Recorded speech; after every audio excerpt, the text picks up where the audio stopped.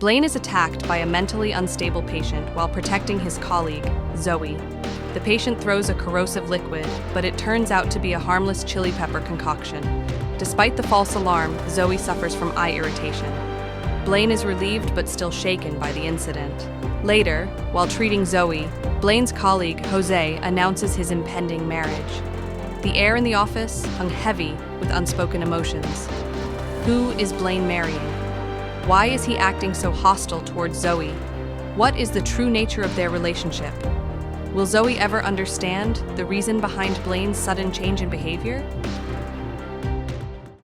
I heard about the incident. I didn't know you were here. Jose, are you here to take over? Yes. How is she feeling now? She's fine. You arrived at the right time. I'm leaving now because I have plans later with my fiancé. He's really going to get married. Here, apply this twice a day, and your eyes will be back to normal in a week. Thank you. I'll be leaving now. Where are you going? I'll give you a lift. No need. I'll go by myself. Fine. Bye. Blaine left the office, leaving Zoe emotional. She turned to Jose, who was looking at her with a heavy heart. Goodbye, Jose. Take care, Zoe. Zoe left the office quickly, feeling the weight of her emotions. Outside the hospital, Zoe was surprised to find Blaine's car waiting. Get in. You can't drive home with your eyes like that. I ignored you earlier because I didn't want Jose to get the wrong idea.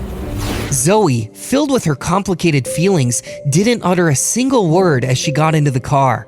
As Blaine drove, Zoe stared blankly out of the window, trying to ignore the emotional void she felt.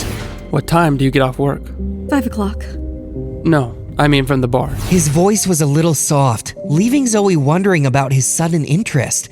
She hesitated, but answered truthfully. 3 in the morning? Do you really need money that badly? Zoe, feeling uncomfortable, dodged the question, but Blaine was persistent. How can Matthew let you work there? Why can't you take money from him? I can't ask him for more.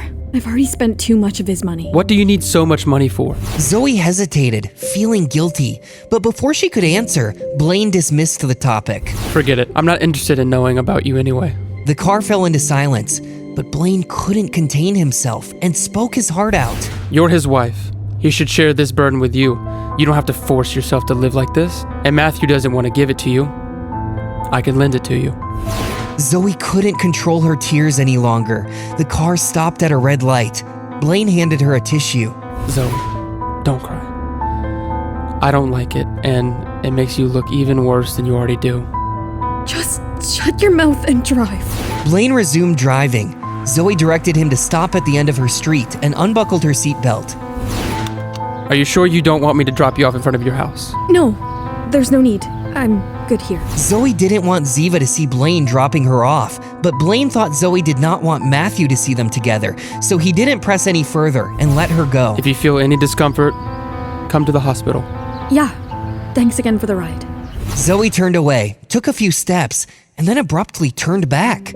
Blaine watched her from inside the car. Congratulations on your marriage. You came back just to say these irrelevant words to me? You better cherish your fate with Sophia.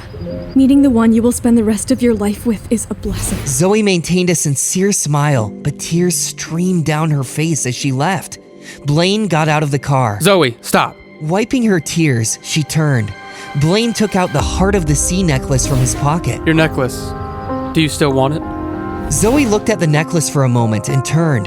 Blaine pushed aside her hair and made her wear the necklace. Thank you, Blaine. The following morning, Zoe, carrying a plate of cookies and a big smile, walked into the hematology department to meet Matthew.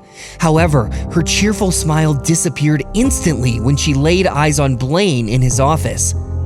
Zoe's smile froze.